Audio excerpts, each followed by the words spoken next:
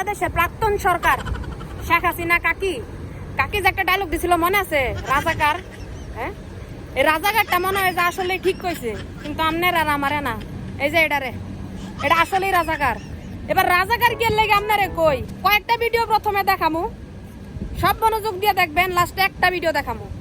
আপনি ভিডিওগুলো আগে দেখেন, তারপর বলতেছি কেন রাজাকার বলছি। যে ব্যারিস্টার সুমন এমপি হওয়ার আগে 49টা ব্রিজ বানাইছে, এই ব্যারিস্টার সুমন এমপি হওয়ার পরে 49,000 ব্রিজ বানাবার ক্ষমতা রাখে।